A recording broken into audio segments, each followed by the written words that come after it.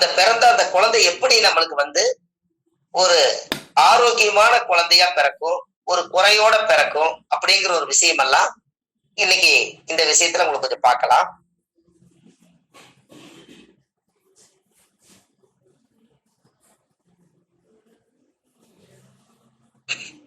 அதாவது யாராவது ஒரு ஜாதகத்தை பார்த்தீங்கன்னா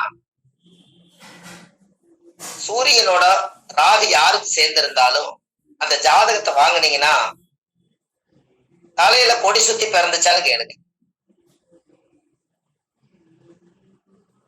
அவங்க ஆச்சரியப்பட்டுருவாங்க. சூரியனும் ராகும் யாருக்கெல்லாம் ஒரு ஜாதகத்துல பிறந்திருக்குதோ அவங்களுக்கு கொடி சுத்தி தான் பிறக்கும். ஆனால் தலையில குடல் சுத்திக்கும். உங்களுக்கு அது புரியுதுங்களா நான் என்ன சொல்ல வரேன்னு?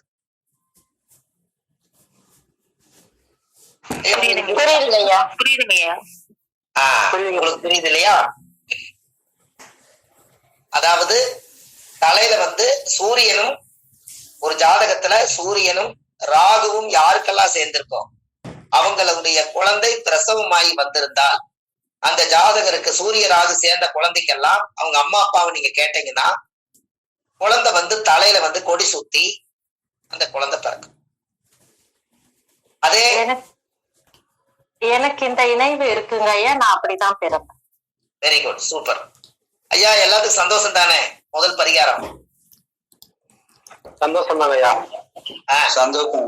சந்தோஷம்.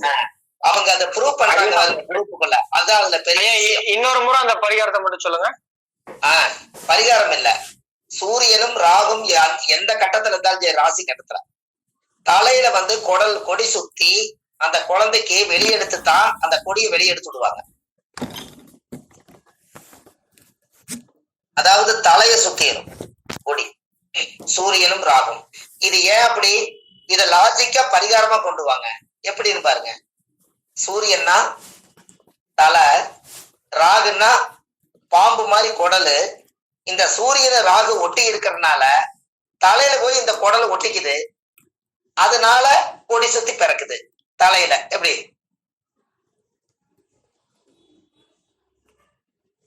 ஏன் புரியுதுங்களா?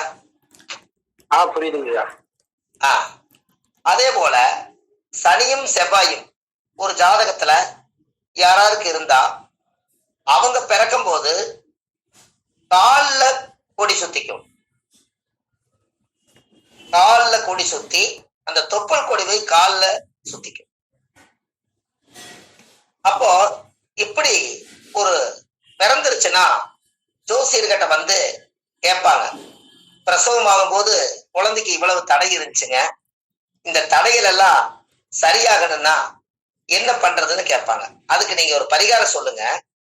இந்த குழந்தைய குலதெய்வத்துக்கு தத்து கொடுத்து அப்புறம் வாங்கி வளர்த்த சொல்லுங்க. அது இன்னமும் ரொம்ப சிறப்பா. குலதெய்வத்துக்கு கொண்டு போய் சாமி தத்து கொடுத்து வாங்கலாம். அப்படி குலதெய்வம் தெரியாதவங்க பெருமாள் கோயில கொண்டு போய் அந்த குழந்தைய தத்து கொடுத்து கோயில ஒரு 3 முறை சுத்தி ஒரு தேங்காய் பழம் பூமாலை அர்ச்சனை வச்சு சாமி கும்பிட்டு அதுக்கப்புறம் கொஞ்ச நேரம் கிளம்பிச்சு அந்த குழந்தைய பிராமணர் ஐயர்கிட்ட இருந்து சாமியோட கருவறையில உள்ள கொண்டு போய் வச்சு இந்த குழந்தைக்கு பெருமாளுடைய பேரோ அல்லது உங்க பேர் ஏதோ வச்சு அங்கிருந்து அந்த கருவறைந்து குழந்தைய வாங்கிட்டு வளர்த்து சொல்லுங்க. அந்த குழந்தைக்கு அந்த தோஷம் வராது. ஏன் அப்படின்னா அந்த காலத்துல நீங்க பாத்திருக்கீங்களா, மாலை சுத்தி பிறந்தா மாமனுக்கு ஆகாது, கொடி சுத்தி பிறந்தா கோத்திரத்துக்கு ஆகாதுன்னு சொல்லுவாங்க. நீங்க கேள்விப்பட்டுக்கிறீங்களா ஐயா? இப்ப இன்னும் கொஞ்சம் நம்ம அட்வான்ஸா போயிட்டோம். சூரியனோட ராகு சேர்ந்தா சூரியன்னா தலை, ராகு அதுல சுத்திக்கும். செவ்வாயும் சனியும் சேர்ந்து இருந்தா சனின்னா முழங்காலு, அப்ப கணுக்காலு முழங்காலுதான் சனி. அப்போ இந்த சனியோட செவ்வாய் சேரும் போது தொப்புல அறுக்கும் போது அந்த கத்தியில ரத்தம் பட்டு காலை சுத்தித்தான் அந்த குழந்தை பிறக்கும். இதெல்லாம் எடுத்து விடுவாங்க. இதெல்லாம் நர்ஸு கிட்ட பிரசவம் பாக்குறவங்க கிட்ட நீங்க கேட்டு பாத்தீங்கன்னா உங்களுக்கு அருமையா தெரியும். இதெல்லாம் நீங்க தெரிஞ்சுக்கணுங்கிறதுக்காக இந்த விஷயத்த சொன்னேன். சரி, இப்போ நம்ம நேரா ஒரு விஷயத்த சொல்லுவோம். ஐயா, இந்த அடப்பு நட்சத்திரம் சொல்றாங்க இல்லையே, இந்த அடப்பு நட்சத்திரத்தை பத்தி நீங்க ஏதாவது தெரிஞ்சுக்கணுமா? கண்டிப்பா கண்டிப்பா தெரிஞ்சுக்கணுங்க ஐயா. கண்டிப்பாங்க ஐயா. ஆமாங்கய்யா. ரைட், ரொம்ப சந்தோஷம். இந்த அடப்பு ஒருத்தருடைய வாழ்க்கையில எப்படியெல்லாம் நம்மளை வந்து கஷ்டப்படுத்துது அப்படின்னு பாருங்க. அவிட்டம், சதயம், பூரட்டாதி, உத்திரட்டாதி, ரேவதி 6 மாச அடப்பு இந்த 5 நட்சத்திரத்துக்கு கொடுத்துருக்காங்க. அதே போல ரோகிணி, மிருகசிருஷம், கிருத்திகை இதுக்கு அடப்பு கொடுத்துருக்காங்க. இப்படி ஒரு சிலர்களுக்கெல்லாம் என்னங்கய்யா திரும்ப சொல்லுங்க, நட்சத்திரங்கள் சொல்லுங்க. நட்சத்திரங்கள் உங்களுக்கு அப்புறம் சொல்றேன். அடப்பை பத்தி நீங்க தெரிஞ்சுக்கங்க. இருக்கிறது 12, 13 நட்சத்திரம் தான். அடப்பு நட்சத்திரங்கள் இருக்கும். இந்த அடப்பு நட்சத்திரத்துல யாராவது ஒருத்தர் இறந்துட்டாங்கன்னா அவங்களுக்கு உடனே ஏதாவது சீக்கிரமா கொண்டு போய் அடக்கம் பண்ணிட்டு ஒரு 6 மாசம் அடக்கு இருக்குது. 6 மாசம் அடப்பு இருந்தா இந்த 6 மாசத்துக்கு இவங்க 6, 3, 18, 180 சூடத்தை ஒன்னா வச்சு கொளுத்தி சாமி கும்பிட்டு கருப்பு கர்மாந்தரம் எல்லாம் முடிச்சு இவ்வளவுதான் ஆத்மா பூஜை அப்படின்னு இன்னைக்கு உலகம் ரொம்ப வேகமா போகுது.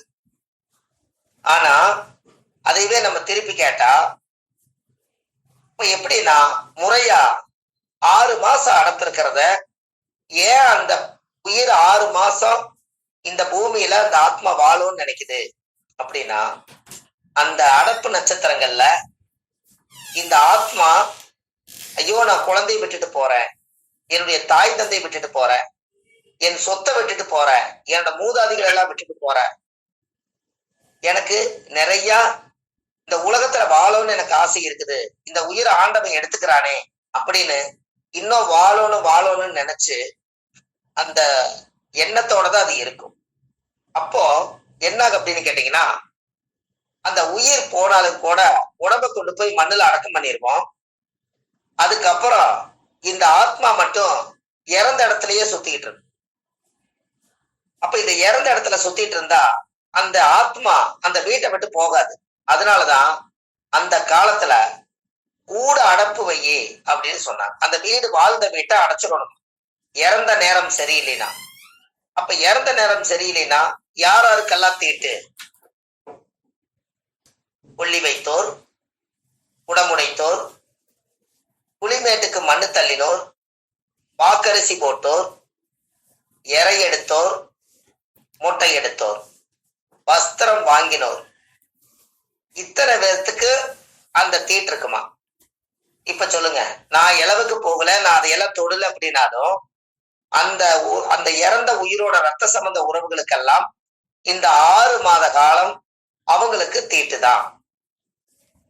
அப்ப இந்த 6 மாச காலத்துக்கு இந்த ஆத்மாவை பூமியில அது சம்பாரிச்சு இடந்தடம் வாங்கி வீடு வாசல் கட்டி பேரு புகழெல்லாம் தேடி வச்ச ஒரு ஆத்மாவுக்கு 3 நாள்ல காரியத்தை முடிச்சு போட்டு 180 சூடத்தை ஒன்னா வச்சு கொளுத்திட்டு அவ்வளவுதான் முடிஞ்சது, இதுக்கு மேல அவங்க வேலை பாருங்கன்னு சொன்னா இந்த ஆத்மா ஒரு 60-70 வருஷம் வாழ்ந்திருந்தா அப்ப அவருக்கு கோபம் வரும். ஏன்? எத்தனை சொத்தை இந்த ஆத்மா பேரம்பேத்திகளுக்கெல்லாம் சேர்த்து வச்சிருப்பார், எத்தனை வீடு வாசலை கட்டி வச்சிருப்பார், எத்தனை பேர் புகழ சம்பாரிச்சு வச்சிருப்பார். இவ்வளவு பேர்த்துக்கும் இந்த ஆத்மாவை இந்த 3 நாள்ல கருப்பு கர்மாதியோட முடிஞ்சுதா? அப்ப அந்த வாழணும்னு அந்த 6 மாசம் நினைச்ச ஒரு எண்ணம் அவங்களுக்கு அந்த 6 மாசத்துக்காவது என்னை சுத்தி விளக்கு போட்டு எனக்கு ஆத்மா சாந்தி பண்ணுங்க, அப்பத்தான் நான் இந்த பூலோக பதவி விட்டு சிவலோக பதவி போகணும்னு சொல்லுவேன். அதுக்காகத்தான் அந்த காலத்துல ஊடு அடப்பு வந்தா இழந்த முள்ளு இருக்குது இல்லைங்களா? இழந்த முள்ளு, அந்த இழந்த முள்ளு, வேலி முள்ளு, கருவேலா முள்ளு எல்லாம் கொண்டு போய் அந்த இறந்த உயிருடைய ஆத்மா பக்கத்துல கொண்டு போய் அந்த வீட்டை அடைச்சு அது பால் அடைஞ்ச 6 மாசத்துக்கு அந்த உயிருட்ட இடத்துக்கிட்ட யாரும் போக மாட்டாங்க. அதுக்கு கொஞ்சம் வெளியில வச்சு ஒரு வெங்கல கிண்ணத்துல நல்லெண்ணெய் விட்டு 1 ரூபா காயின் போட்டு எல்லாரும் அந்த நல்லெண்ணெய் முகத்தை பார்த்துங்கன்னு சொல்லி அந்த முகத்தை பார்த்து அந்த நல்லெண்ணெய் வச்சு ஒரு பொட்டி கூடை போட்டு கமுத்தி 4 செங்கலை தூக்கி அது மேல வச்சிருவாங்க. இதுக்கு பேரு தான் ஊடு அடப்பு. அப்ப இந்த 6 மாசத்துக்கு ஒரு புது தட்டும் ஒரு சொம்பு தண்ணி வாங்கி அந்த பொட்டி கூடையில அடியில அந்த உயிர் வந்து எண்ணெயில நல்லெண்ணெயில தான் அது வைப்பாங்க. ஏன் நல்லெண்ணெய்? சனி 16. நல்லெண்ணெய் சனி காரகம் ஐயா. ஆயில் காரகன் சனி. அந்த ஆயில பூர்ண ஆயில ஒரு திருப்திகரமா கொடுக்கணுங்கிறதுக்காக அந்த விஷயம். அப்ப அந்த சனி உடைய ஆயில போட்டு பொட்டிக்கொடைக்கு முன்னாடி கமத்திடுவோம். இத பொட்டிக்கொடைக்கு முன்னாடி கமத்தி மாலை நேரம் ஒரு சொம்பு தண்ணி எடுத்து வச்சு ஒரு கற்பூரம் பொருத்தி அந்த பொட்டிக்கொடைக்கு காமிச்சா அது என்ன பண்ணுமா, அந்த வெளிச்சம் கிடைக்கும். அதுக்கு இந்த ஆத்மா ஒவ்வொரு ஸ்டெப்பா உயிரோட மேல போகும்போது, பகவான் கிட்ட படைச்சவங்க கிட்ட இந்த ஆத்மா ஆகாயத்துக்கு போகும்போது, நீங்க இந்த ஆத்மா ஒவ்வொரு நாளும் இந்த கிளப்பி விட்டு இந்த பூலோக பதவி விட்டு சிவலோக பதவி போய் அடைய வரைக்கும் இவங்க தீபம் போட்டு அவங்களுக்கு ஒரு சொம்பு தண்ணி வச்சா அவங்களோட ஆத்மா 6 மாதம் 180 நாள் கரெக்டா 6 மாசம் ஆகும் போது இந்த ஆத்மா போய் படைச்சவங்கிட்ட போய் சேரும். அப்போ அந்த படைச்சவங்கிட்ட கொண்டு போய் சேர்ந்ததுக்கு அப்புறம் அந்த ஆத்மா போய் என்னென்ன பாவங்கள் பண்ணுச்சோ அதுக்குரிய தண்டனைகளை படைச்சவனே கொடுத்துருவார். அப்பத்தான் அந்த ஆத்மா கீழே வராம நம்மளை எல்லாம் தொந்தரவு பண்ணாம எந்த உயிரை எந்த இறைவன் படைச்சாரோ அந்த உயிர் அங்க போய் சேர வரைக்கும் அதை வழிபாடு பண்ணி அடப்பு தோஷத்துக்கு பூஜை பண்ணி அதை நீக்குங்க அப்படின்னு அந்த காலத்துல சொன்னாங்க. அப்போ கரெக்டா பாருங்க, இங்கிருந்து நீங்க தீபம் காட்டினீங்கன்னா இந்த ஆத்மா மேல போக போக இருட்டா இருக்குமா. நீங்க டெய்லி 4 நேரம் அதுக்கு நினைச்சு பூஜை பண்ணீங்கன்னா அந்த தீபம் போட்டா அந்த வெளிச்சத்திலேயே இன்னும் கொஞ்சம் போகுமா. அப்ப தீபம் போடாமட்டா அந்த ஆத்மா அங்கேயே நின்றுமா. அப்புறம் கொஞ்சம் தூரம் மேல போனதுக்கு அப்புறம் தவிச்ச வாய் தண்ணி தவிக்குமா. அப்போ இங்க கீழே நீங்க ஒரு சொம்ப தண்ணியை மாத்தி வச்சீங்கன்னா இந்த தண்ணியை இந்த ஆத்மா குடிச்சுக்கிட்டு இன்னும் கொஞ்சம் மேல போகுமா, இன்னும் கொஞ்சம் மேல போகுமா. அப்போ அந்த சில இடத்துகள்ல மலையில கரடு முரடா இருக்கிற இடத்துல போக முடியாத அந்த ஆத்மா உள்ள நுழைய முடியாத இடம் இருக்குமா. அதுக்குத்தான் நல்லெண்ணெய் வச்சோம்னா அது வலிக்கிட்டு உள்ளு மேல போகுமா. இது எல்லாம் வச்சு இந்த ஆத்மா 4 லட்சம் கிலோமீட்டருக்கு அந்த பக்கம் இருக்கக்கூடிய அந்த ஆகாயத்துக்கு இந்த ஆத்மா போனாதான் அந்த வம்சத்துல அந்த ஆத்மா சாவும் வராதான். அப்போ அந்த 6 மாசத்துக்கு அப்புறம் அந்த கூடையில 6 மாசமா அடைச்சு வச்சிருந்த அந்த வெங்கல கிணத்துல நல்லெண்ணெய் விட்டு அந்த 1 ரூபாய் காயின் வச்சிருந்தீங்க பாத்தீங்களா, அந்த உயிரை அடைச்சு வச்சிருந்தத 6 மாசத்துக்கு அப்புறம் யாராவது வாழ்ந்து பொழைச்சு பொண்டாட்டி இல்லாதவங்க, கணவனை இழந்தவங்க, இந்த மாதிரி இந்த பூமியில வாழ்ந்து முடிச்சவங்க அவங்கதான் போய் அந்த உயிரை திறந்து விடணுமா. அந்த திறந்து விடும்போது எல்லா கதவு ஜன்னல் எல்லாத்தையும் வெளியேற்றி வச்சாதான் ஏதோ ஒரு வழி கிடைச்சாதான் இந்த ஆத்மா வந்து அடைச்சு வச்சது அவ்வளவுக்கு அவ்வளவு பாஸ்டா போகும். இல்லைன்னா இன்னமும் அந்த கொஞ்சம் நஞ்சம் வீட்டுக்குள்ள தங்கிடலாம். அதுக்காகத்தான் 6 மாத காலங்கும் போது திறக்கும் போது அதுல இருக்காது அந்த ஆத்மா. அது வரைக்கும் நம்ம அடைச்சு வச்சிருப்போம். திறக்கும் போது அது இருக்காது. ஆனா அதனுடைய ஆவி, அதனுடைய தீய சக்திகள் திறக்கும் போது அதோட எனர்ஜி வந்து உக்கரமா இருக்கும். அது ஏன் கதவுல திறந்து விடுறதுன்னா, அது ஏன் நம்ம திறந்து விடுறோம்னா, அந்த எனர்ஜி ஒரு ஃபுல் ஊதுனா எப்படி அந்த காத்து போய் ஸ்ப்ரெட் ஆகுதோ அது போல திறக்கும் போது எல்லா கதவு நிலவு ஜன்னல் எல்லாம் வச்சு தொடர்ந்து அப்படியே அந்த காத்து வழிய போனதுக்கு அப்புறம் அந்த வெங்கல கிணத்தை எடுத்துட்டு போய் ஆத்தங்கரையில பூஜை பண்றவங்களுக்கு பிராமணருக்கு கொண்டு போய் தானம் கொடுத்துட்டு அந்த பொட்டிக்கோடியில செங்கல் மணல் எல்லாம் போட்டிருக்கிறதெல்லாம் எடுத்து கொண்டு போய் கங்கையில விட்டுட்டு வீடு வாசல் எல்லாம் பூசி வலிச்சு ஐயர்கிட்ட போய் இன்னும் திதி நட்சத்திரத்துல இறந்தவருக்கு வருஷ பூஜை ஒண்ணு பண்ணி அந்த அடப்பு தோஷத்துக்கு ஆத்மா சாந்தி பூஜை பண்ணி அதுக்கப்புறம் வீட்டுக்கு வந்து படப்பு இலையெல்லாம் போட்டு அவர் என்னெல்லாம் சாப்பிடுவாரோ, ட்ரிங்க்ஸ் சாப்பிட்டா ட்ரிங்க்ஸ், சாப்பாடுனா சாப்பாடு, மீனுன்னா மீன், கருவாடுனா கருவாடு, அவர் என்னெல்லாம் விரும்பி சாப்பிட்டாரோ இது எல்லாத்தையும் வச்சு அவருக்கு அவருக்கு வந்து படைச்சு, அந்த ஆத்மாவுக்கு படைச்சு ஒரு கல்புரத்தை பொருத்தி வச்சு சாமி கும்பிட்டு அந்த விளக்கு எல்லாரும் கும்பிட்டு முடிச்சிட்டு அந்த சூடன் எரிய போது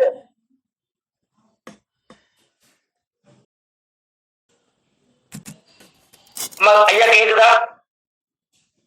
கேக்குதுங்க ஐயா. அப்போ அந்த விளக்கு பத்த வச்சு அந்த சூடத்தை எரியும் போது எல்லாரும் வெளியில வந்து கதவை சாத்திட்டா அந்த ஆத்மா சந்தோஷமா என்னை வச்சு கொண்டாடி எல்லாரும் நீங்க எல்லாருமே எனக்கு பிடிச்ச மாதிரி நீங்க செஞ்சீங்க, என்னை நல்லா கவனிச்சு பார்த்துக்கிட்டீங்க, எனக்கு பிடிச்ச மீன் வச்சிருக்கிறீங்க, எனக்கு பிடிச்ச கருவாடு வச்சிருக்கிறீங்க, என்ன நினைச்சு நினைச்சு கல்லு வாங்கி வச்சிருக்கிறீங்க, மீன் வாங்கி வச்சிருக்கிறீங்க, எல்லாரும் பேரம்பேத்திகள் மக்கமார்கள் எல்லாரும் சந்தோஷமா இருங்க, இந்த பிறவியில நான் ஆத்மா பிறவி எடுத்து நான் படைச்சவங்கிட்ட சந்தோஷமா நான் போயிட்டேன்னு சொல்லி அந்த ஆத்மா வாழ்த்திட்டு போயிருமா. அதுக்கப்புறம் அந்த மறுபடியும் அந்த கதவை திறந்து அதுக்கு ஒரு சூடம் காமிச்சு அதுக்கப்புறம் அந்த படப்பு போட்டுக்கிறத எல்லாம் எடுத்து கூரை மேல கொண்டு போய் தண்ணிய தொளிச்சு காகத்துக்கு சாப்பாடு வச்சு அந்த காகம் சந்தோஷமா வந்து எடுத்துருச்சுன்னா அந்த ஆத்மாவுக்கு கோபம் இல்லை, அந்த வம்சத்துல பிறந்த ஆத்மாவுக்கு யாருக்கு இனிமேல் தொந்தரவு வராது, இதுக்கப்புறம் அந்த இடத்துல அந்த அடப்பு தோஷம் சுத்தமா நீங்கிருச்சு. இன்னும் முன்னோர்களுடைய வழியில இதைய அந்த காலத்துல இதை பயன்படுத்திருக்காங்க. அருமைங்க. ஆமா, மீட்டை ஓபன் பண்ணி எல்லாம் சொல்லுங்களேன்.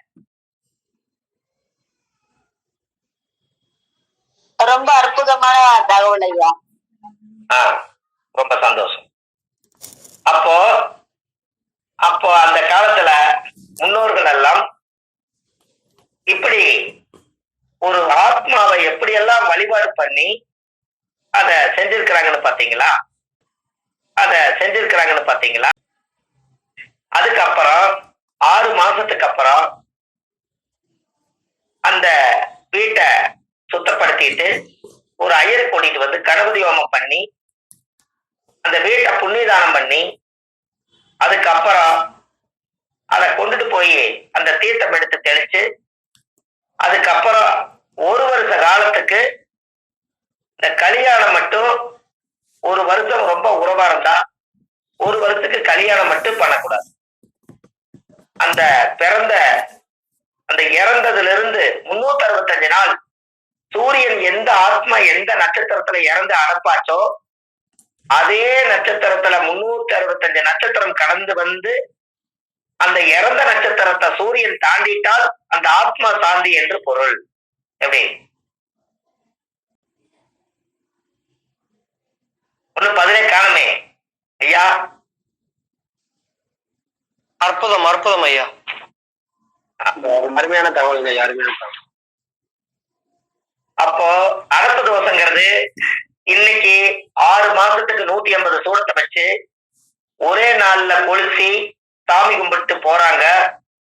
இது சாத்தியமானு சொல்லுங்க? சாத்தியம் இல்லைங்க. கண்டிப்பா இல்லைங்கய்யா. செய்யக்கூடாதுங்க அந்த. அப்ப இந்த ஆதிகால பரிகாரத்துல விஷயம் உலகத்துக்கு போனா ஆத்மாவுக்கு நல்லது, அந்த குடும்ப வம்சத்துக்கு நல்லதா இல்லையான்னு கண்டிப்பா கண்டிப்பாங்க. அப்போ அந்த ஜாதகத்துல ஒருத்தருடைய அடப்பு நட்சத்திரங்கள் வந்து நாம் செய்த பாவம் வினைகளுக்கு தான் அடப்பு நட்சத்திரத்தை போய் விடுகிறது. சொல்றாங்கல்லங்க, செத்த நேரம் சரியில்லை, அடப்பாய் போச்சாமா, எல்லா காரியத்தையும் நிறுத்தி வைங்க அப்படின்னு இந்த ஆத்மா போய் குறுக்க நிப்பாட்டுறதுக்கு காரணமே அந்த அடப்பு தானே.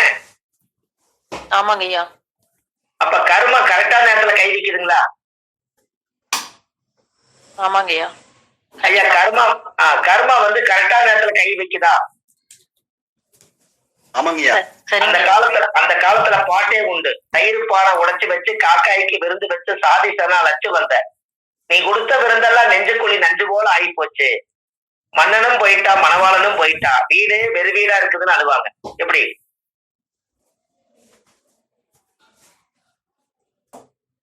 ஐயா புரியுதுங்களா? புரியுதுங்க. உங்களுக்கு இந்த அரசு நட்சத்திரம் சொன்னது இந்த நேரம் சரியா தவறுங்களா? சரிதாங்க. ஒரு அப்படிலாம் இல்லைங்க. இல்லங்க ஐயா, சொன்னதை எழுதிட்டு இருக்கோம், அதனால எழுதக்கூடாதுங்கம்மா, ரெக்கார்ட் போட்டுங்க. எழுதுனீங்கன்னா என் கூட உடையார முடியாதுல்ல. உங்களுக்கு ஐயா ஒரு பண்றாரு பாத்தீங்களா? ஐயா முகுந்தன் ஐயா ஒரு வேலை செஞ்சுட்டு இருக்கிறாரு பாத்தீங்களா? இந்த ரெக்கார்டு முடிஞ்ச உடனே அந்த அந்த அந்த வீடியோவை அழகா அவர் இறக்கி அவரோட யூடியூப்ல போட்டு பொறுமையா பாத்துங்கன்னு சொல்லி இந்த வீடியோ பாடம் முடிஞ்சதுக்கு அப்புறம் ஐயா யூடியூப்ல போடுறாருங்களே, அதானே? ஆமாங்க ஐயா. கொடுத்திருக்காருங்க ஐயா. அப்ப நாளைக்கு நாளானைக்கு ஐயா வணக்கம் ஐயா. வணக்கம் ஐயா. ஐயா ஐயா ஒரு சொல்லிடுறீங்க ஐயா. இது யூடியூப்ல வந்து இனிமேட்டு வராது. இனிமேட்டு ஆடியோ ரெக்கார்டு மட்டும் குரூப்ல போட்டுருவீங்க. அது முதல் வகுப்புனால அது போட்டிருக்கிறீங்க. இனிமேட்டு ஆடியோ ரெக்கார்டு மட்டும் ரகசியமா அவங்களுக்கு மட்டும்தான் கிடைக்கும். எல்லாத்துக்கும் சந்தோஷம். நீ ஸ்டார்ட் பண்ணிக்க ஐயா. அவங்களுக்கு ஐயா ஆடியோ ரெக்கார்டு போய் ஏறுங்க ஐயா. அம்மா ஆடியோ ரெக்கார்டு கிடைக்குங்களாமா? அப்ப நீங்க பொறுமையா காதுல ஹெட்போன் போட்டு பொறுமையா எழுதிக்கலாம்லங்கம்மா கிளாஸ்? சரிங்க. அப்ப நீங்க எங்களோட பயணிக்கலாம்ல, அதுக்காக சொன்னேன். சரிங்க ஐயா, கவனிக்கிறோங்க. இப்போ அடப்பு நட்சத்திரத்தை பத்தி இனி ஒரு வீட்டுல அடப்பு நட்சத்திரம் யாராவது கொண்டு இது ஒரு தர்ம சேவை. ஒரே ஒரு விஷயம் மட்டும் நீங்க நல்லா செய்யுங்க. யாருக்கெல்லாம் ஜாதகம் பார்க்க வந்தா அடப்பு நட்சத்திரம் வந்து கேட்க வந்தாங்கன்னா அவங்களுக்கு இந்த மாதிரி நல்ல விஷயத்த சொல்லிட்டு நீங்க மனதார அவங்கள சந்தோஷமா தாட்டி விட்டுருங்க. அவங்க 100 ரூபாய் 200 ரூபாய் கொடுத்தாங்கன்னா அந்த காசு வாங்காம விட்டுருங்க. உங்க குடும்பத்துக்கு பிரேத சாபம் வராது. சரிங்க ஐயா, கண்டிப்பா செய்யறோங்க ஐயா. அற்புதங்க ஐயா. நீங்க பண்ற தர்ம சேவைய ஐயா அவரே நீங்க ஜோசி அவர் கேட்க வந்தவரே செத்து போயிட்டாரு. செத்து போன காசு வாங்கி உயிரோடு இருக்கிறவங்க எப்படிங்க ஐயா வாழ்றது? அற்புதம். நன்றி நன்றி. நல்லது. புண்ணியம் செய்வதற்கே புண்ணியம் செய்திருக்க வேண்டும். நாம அந்த தேதியை குறிச்சு கொடுக்கறதுக்கு ஒரு வழிகாட்டு மாதிரி ஆச்சு. வழிகாட்ட வந்தவங்க கிடையாதுங்க. நீங்க செய்யற புண்ணியம் அந்த ஆத்மாவுக்கு செய்யறீங்க. கரெக்டுங்களா ஐயா? உண்மைதாங்க ஐயா. சரிங்க ஐயா. அந்த ஆத்மாவுக்கு செய்யறீங்க. எவ்வளவு சந்தோஷம். அந்த ஆத்மா என்ன நினைக்கும்னா, ஒரு ஜோதிடர் எல்லாத்துக்கிட்டையும் காசு வாங்கினாரு, எல்லா பலனும் ஜாதகம் பார்த்து சொன்னாரு. நம்ம இறந்துட்டேன்னு போய் சொன்னே அந்த ஜோசியரு நம்மளுக்கு ஒரு ஆத்மாவை தெய்வமா நினைச்சு நம்மளுக்கு மட்டும் அவர் காசு வாங்கலையே, நம்ம வாழ்த்த போது அந்த ஜோசியரை வாழ்த்திடலான்னு அந்த ஆத்மா உங்க வீட்டுல வந்து வாழ்த்திட்டு மேல் ரோகம் போகுமா? நல்ல தகவல் ஐயா. எப்படிங்க அம்மா? ஐயா, சிறப்பாங்க. தர்மம் எங்கெல்லாம் ஒளிஞ்சிருக்குன்னு பாத்தீங்களா? கண்டிப்பாங்க. எங்களுக்கு இவ்வளவு நாள் இது தெரியாதுங்க ஐயா, உங்க மூலியமா தெரிஞ்சுக்கிட்டோம்.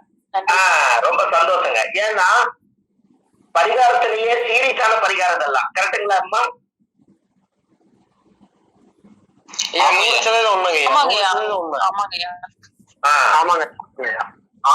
பரிகாரத்திலேயே சீரியஸான பரிகாரம் எதுன்னு கேட்டீங்கன்னா, ஆதிகால பரிகாரத்துல முன்னோர்கள் அந்த காலத்துல வாழும் போது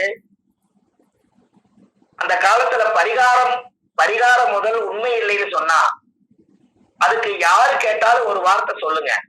பரிகாரம் உண்மையா நடக்குமா நடக்காதான்னு கேட்டா அவங்க கிட்ட நீங்க சொல்லி ஜெயிச்சு தப்பிச்சு வர்றதுக்கு நான் உங்களுக்கு ஒரு ரகசியம் சொல்லித்தரேன்.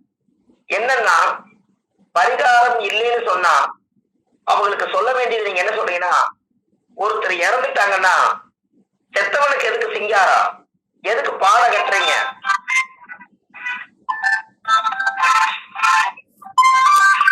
பாட கட்டுறீங்க, அவருக்கு எதுக்கு பச்சை இருக்கு, அவருக்கு எதுக்கு கோடி போடுறீங்க, கொல்லி வைக்கிறீங்க, தேரை எதுக்கு போய் சுத்தி வந்து கோடி போடுறீங்க, மஞ்சள் தண்ணி எதுக்கு தொளிக்கிறீங்க, கோழி எதுக்கு அறுக்கிறீங்க, உடம்பு எதுக்கு உடைக்கிறீங்க, தீப்பந்தம் எதுக்கு பிடிக்கிறீங்க, பேரம்பேட்டிகள்லாம் எண்ணெய் அரைப்பதுக்கு நெத்தியில வைக்கிறீங்க.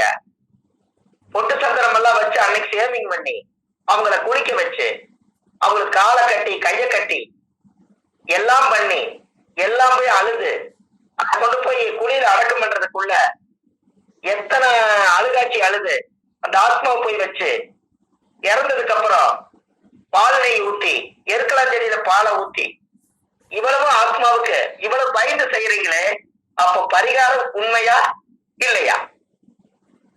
உண்மைங்கய்யா, உண்மைங்கய்யா.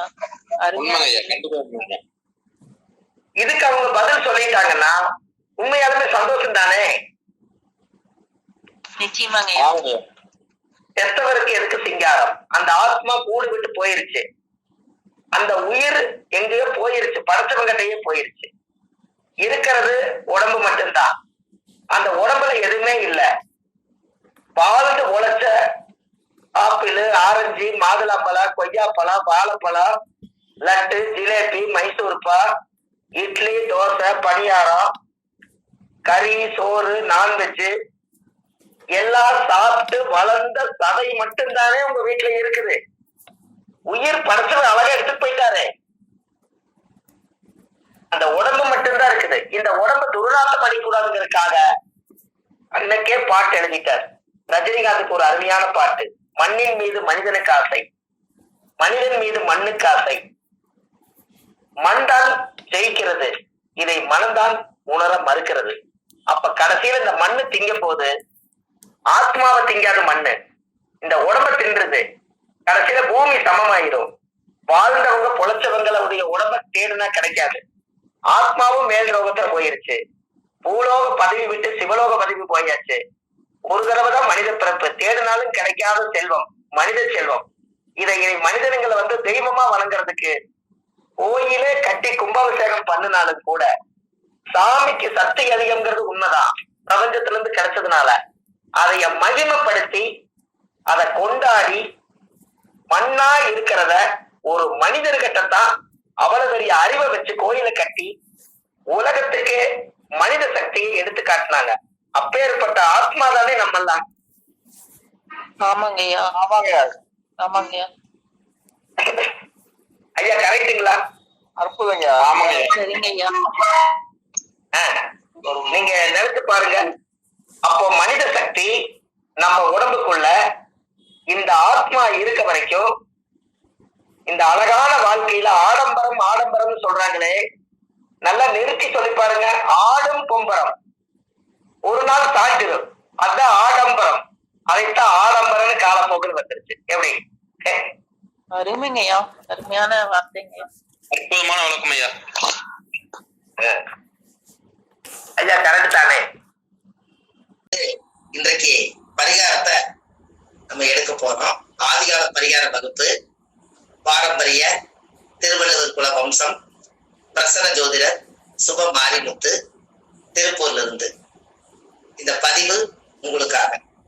இன்றைக்கு 4வது வகுப்பு, ஆதிகால பரிகார வகுப்பு உங்களுக்காக இது தரப்பட்டுள்ளது.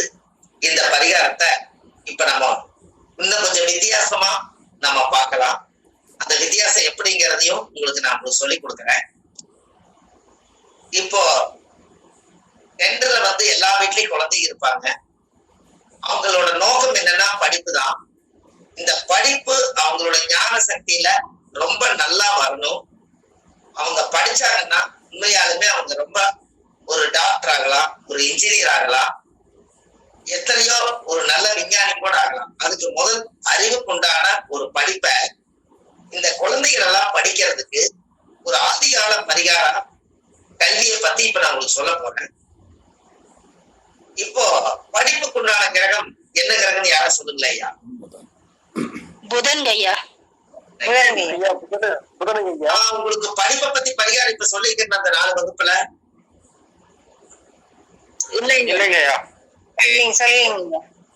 சரி, இப்போ நீங்க புதன் சொல்லிட்டீங்க. இப்போ நல்லா பாருங்க, இந்த புதன் படிப்பு நல்லா இருக்கணும் அப்படின்னா முதல்ல இந்த புதனோட உறவு என்னங்க? புதனோட தாய்மாமன் சார். தாய்மாமன். அப்போ புதன் இயங்கணும்னா தாய் மாமனுக்கு பாத பூஜை பண்ணி அவங்க மனசு குளிர்ச்சியானா அந்த ஆசீர்வாதத்துல இந்த குழந்தைக்கு படிப்பு தானா மைண்ட்ல அதிகமா உண்டாகும். தாய் மாமன் இல்லாதவங்க இத சொல்றேன். தாய் மாமனுக்கு நீங்க ஒரு மாமன்கிற உறவு வச்சு யார கூப்பிடுறீங்களோ அவங்க எல்லாம் புதனா வர்றாங்க. அப்ப தாய் மாமனுக்கு ஒரு புதன்கிழமை அன்னைக்கு காலையில புதன்கிழமை 6 to 7 புதனோட ஓரையில சூரியனை உதிக்கும் போது அவங்கள ஒரு தலவாழை இலை வச்சு அதுக்கு மேல ஒரு தட்டு வச்சு அவங்கள கிழக்கு முகமா சூரியனை பார்த்து நிக்க சொல்லி பெண்ணா இருந்தாலும் ஆணா இருந்தாலும் அந்த குழந்தைய கால கழுவி ஒரு பசுமாட்டு பால் அந்த பாதத்துல ஊத்தி சாமிக்கு அது மேல 2 பட்டை பொட்டு சந்தனம் திருநூறு குங்குமம் எல்லாம் வச்சு பத்தி காமிச்சு ஒரு கற்பூரம் பொருத்தி வச்சு ஒரு தீபாரதனை காமிச்சு என்னுடைய வாழ்க்கையில என்னுடைய ஜாதகத்துல ஏதாவது படிப்பு தோஷங்கள் தடையாக இருந்தாலும் இன்னையில இருந்து எனக்கு படிப்பு நல்லா வரணும், புதனுடைய உறவா இருக்கிறதுனால உங்ககிட்ட மண்டி விட்டு நான் ஆசீர்வாதம் கேட்கறேன்னு சொல்லி அவங்க கையில மஞ்சள் அரிசி கையில கொடுத்து அதுக்கப்புறம் நீங்க கரெக்டா விழுந்து கும்பிடும் போது அவங்களை ஆசீர்வாதம் பண்ணி நீ நல்லா படிச்சு கல்வியில பெருசா வருவீன்னு தாய்மாமன் மனசார ஆசீர்வாதம் பண்ணாருன்னா அன்னையில இருந்து அந்த குழந்தைக்கு புதனோட ஞானம் கிடைச்சிரும். தாய்மாமனுடைய சக்தி அந்த குழந்தைக்கு வந்துரும், மனசு குளிர்ச்சி ஆயிரும். அதுல இருந்து 17 நாளுக்கு அப்புறம் அப்படியே இந்த குழந்தை படிப்புல வித்தியாசம் தெரியும், ஒரு நல்ல மாற்றம் உண்டாகும். அப்ப தாய்மாமனுக்கு கண்டிப்பா குழந்தைகள் பாத பூஜை பண்ணலாமா பண்ணக்கூடாதுன்னு சொல்லுங்க. அப்ப அந்த காலத்துல இப்ப ஒருத்தர் கேட்டாரு பாத்தீங்களா நம்ம குழுவுல, தாய் மாமனே இல்லைன்னா யார வச்சு பண்றதுன்னு. ஒண்ணு மாமனுடைய உறவா நீங்க யாரை எடுத்துக்கிறீங்களோ அவங்கள பாத பூஜை பண்ணுங்க. அப்படி இல்லைன்னா திருநங்கைய வீட்டுல கூட்டிட்டு புதன்கிழமை அன்னைக்கு இதே மாதிரி பொட்டு சந்திரம் வச்சு பூஜை பண்ணி சாமி கும்பிட்டு அவங்க கையில ஆசீர்வாதம் வாங்கி அதுக்குரிய வேலை செய்யுங்க. அப்ப இது பக்காவா இருக்கு.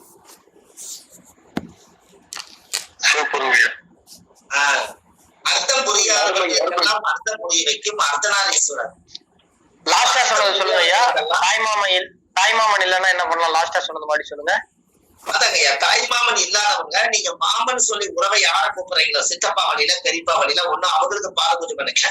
அப்படி அந்த உறவுகளும் கிடைக்கலன்னு சொன்னால் திருநங்கைகள் கண்டிப்பா கிடைப்பாங்க. அவங்களுக்கு நீங்க காலையில புதன்கிழமை அன்னைக்கு 6 to 7 புதன உரையில அதே மாதிரி தாய்மாமனுக்கு சொன்ன பாத பூஜைய அந்த திருநங்கையா இருக்கிறவங்களுக்கு ஒருத்தரை கூட்டிட்டு ஒரு பச்சை புடவை, வெத்தலை பாக்கு, பூப்பழம், அவங்களுக்கு பாசி, லெப்டிக்கு, அவங்க டிசைனா அவங்க போட்டு அழகு பார்க்கக்கூடிய பொருள்கள் இவங்களுக்கு பிடிச்ச மாதிரி எல்லாத்தையும் வச்சு அவங்க கையில கொடுத்து நீங்க அந்த கர்மாவை போக்கடிச்சுட்டா அந்த அவங்க நம்ம தலையை தொட்டு ஆசீர்வாதம் வாங்கும் போது அந்த கர்மா நம்ம படிப்புக்குண்டான கர்மா நிவர்த்தியாகி அந்த குழந்தை ஒரு 17 நாளைக்கு அப்புறம் அந்த ஞானம் உடம்புக்குள்ள வந்துடும். அதுக்கப்புறம் அந்த குழந்தை நல்லா படிக்கும். அது ஏன் 17 நாள் சொன்னேன்? முதல் திசை 17 வருஷம். ஏன்னா நேற்றுக்கு பாத பூஜை பண்ணேன், இன்னைக்கு பாத பூஜை பண்ணேன், நாளைக்கு ரிசல்ட் கிடைக்கலன்னு சொல்லிட கூடாதுல்ல. 17 நாள் நீங்க வச்சுட்டீங்கன்னா அந்த ஜாதகத்துல அதுக்கப்புறம் அது பாத பூஜை பண்ணது அவங்களுக்கு எந்த நட்சத்திரத்துல பாத பூஜை பண்ணாங்களோ அடுத்த நட்சத்திரம் தாண்ட வரைக்கும் அந்த ஆசீர்வாதம் பிரபஞ்சத்துல இருந்து வந்துகிட்டே இருக்கும். அந்த 17 நாளுங்கிறது பிளஸ் 27 நாள், 17 நாளுக்கு மேல அது ரீச் ஆயிடும். அப்போ ஒரு மாசத்துக்குள்ள அந்த குழந்தைக்கு ஒரு பரீட்சையா இருக்கட்டும், ஒரு பாஸ் ஆக போறாங்கன்னா இந்த மாதிரி ஒரு பாத பூஜை பண்ணிட்டு போக சொல்லுங்க. இல்ல கல்வியில படிப்பே ஞானமே வரமாட்டேங்குதுன்னா இந்த பாத பூஜை பண்ண சொல்லுங்க. சூரியனும் சந்திரனும் கெட்டுட்டாலே அதை இயக்கிறதுக்கு ஒரே வழி அம்மா அப்பாவுக்கு பாத பூஜை பண்ணித்தாங்க இயக்க முடியும். அதே மாதிரி ஒருத்தர் ஜாதகத்துல படிப்பு புதன் கிரகம் கெட்டுருச்சுன்னா நீங்க பாத பூஜை பண்ணீங்கன்னா அந்த புதன் ஆக்டிவிட்டி ஆகும். அப்ப பாத பூஜை அந்த காலத்துல முன்னோர்கள் வச்சுக்கிறாங்களா இல்லையா?